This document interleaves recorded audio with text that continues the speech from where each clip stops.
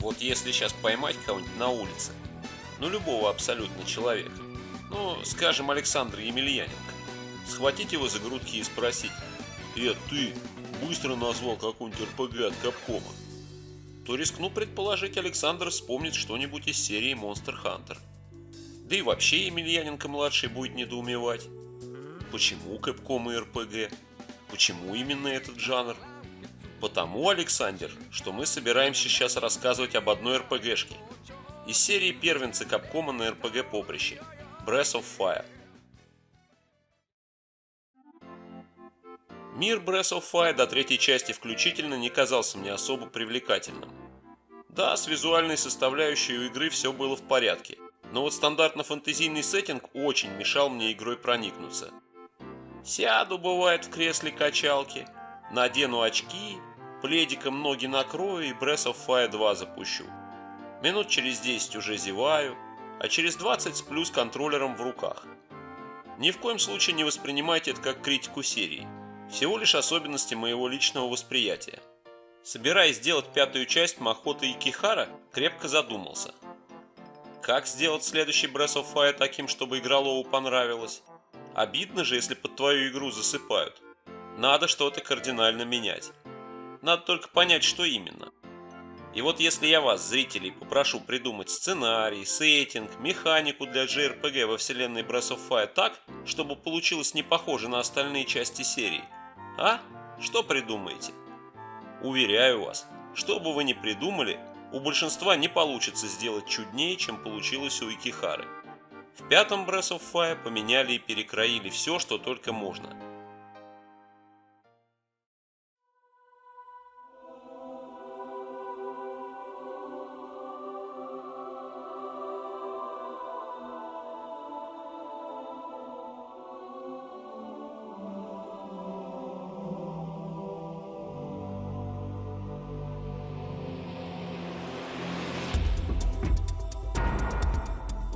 Нагнали постапокалиптической дистопии. После какого-то нехорошего ивента Земля стала совершенно непригодна для нормальной жизни.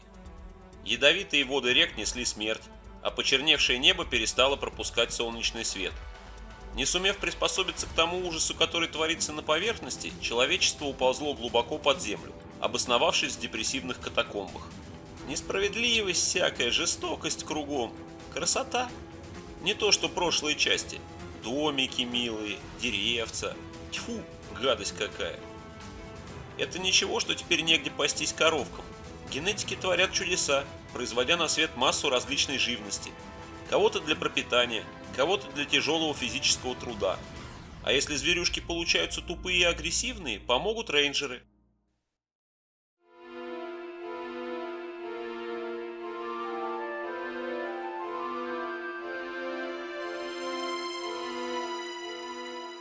Социальный статус людей определяется с помощью одной единственной дроби – D-ratio, которую все человеки получают при рождении. У главного героя D-ratio ниже некуда. 1,8192. В приличный вуз с таким не поступишь. Остается идти в те самые рейнджеры, взбунтовавшихся муравьев к порядку призывать. Не самая престижная работа, учитывая, что возможности для карьерного роста сильно ограничены. Других персонажей, с которыми нашему герою придется шагать плечом к плечу, тоже не назовешь везунчиками. Ну, то есть у нас пример очередной истории про банду неудачников, с неудачником во главе, которые, разумеется, рано или поздно бросят вызов мировому порядку. И, как всегда бывает при изложении подобных историй, не обходится без наивности. Тем не менее, игра не скатывается в откровенную пошлость, а повествование имеет правильный темп. Вас не перегружают информацией, при этом добавляя все новые штрихи к картине мира, попутно раскрывая персонажей.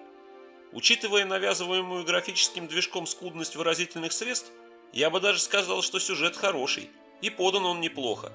Не десница гения это свояла, но определенно рука мастера. Животных я люблю. В Дрэгонквота ходят они по серым и убогим коридорам неприкаянные. Несчастные, изголодавшиеся. Неудивительно, что могут при встрече на человека напасть. А у нас при себе мясо заготовлено.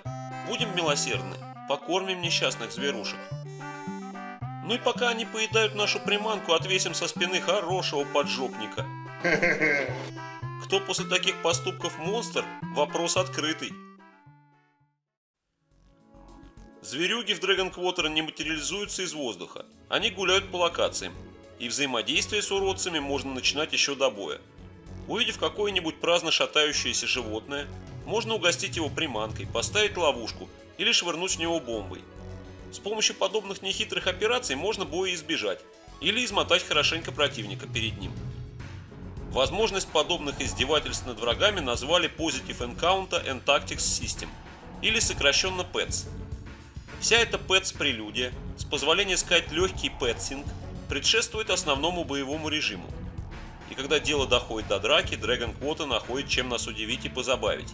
Интересные возможности по распределению и аккумуляции экшн-поинтов, комбинирование атак, существенно различающиеся возможности у разных персонажей. Все это делает первые часы исследования боевки в игре занятием живым и не скучным. К сожалению, во второй своей половине Dragon Quarter начинает насыпать нам врагов щедрой рукой, снабжая часть из них богатырским здоровьем. Арсенал же скиллов у героев становится таким, что большинство вражин уже не представляет ровно никакой угрозы.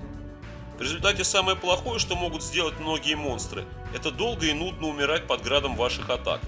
Что они, сволочи, и делают. Вот, посмотрите на эти наглые морды. Будете, поганцы, по полчаса умирать? Конечно, будут. Удовольствие от подобных битв сравнимо с фаном от перекидывания лопатой огромной горы навоза. Скучная, тупая, бессмысленная работа. Но перетерпеть можно.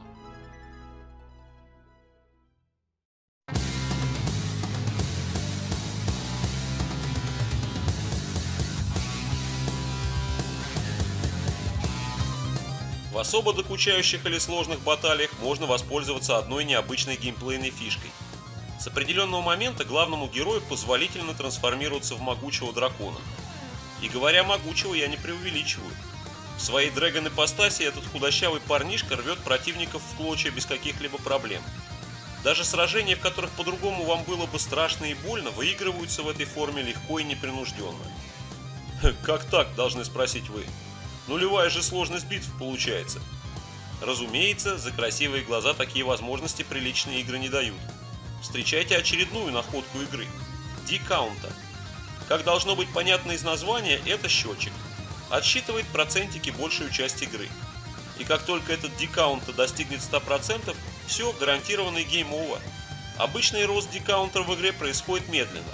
Но, если вы переходите в бою во всесильную драконью форму, D-Counter начинает расти с огромной скоростью. А сбросить этот счетчик никак нельзя.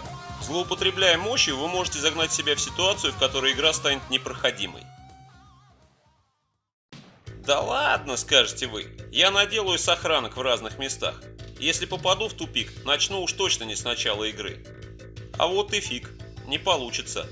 Постоянная сохранка в игре всего одна, а для того, чтобы сохраниться, нужно еще и сейф-токен найти. Поверьте, на сейф-токены эта игра крайне скупа. Часто сохраняться точно не получится.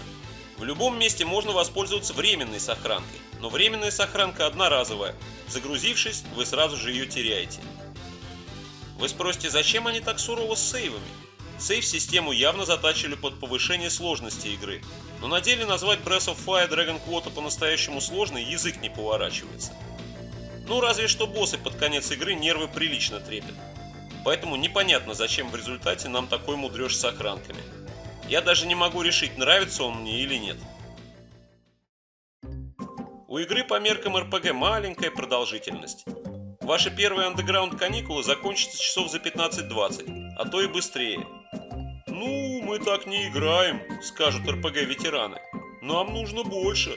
Для тех, кому хочется добавки, пятая Breath of Fire все-таки кое-что заготовила.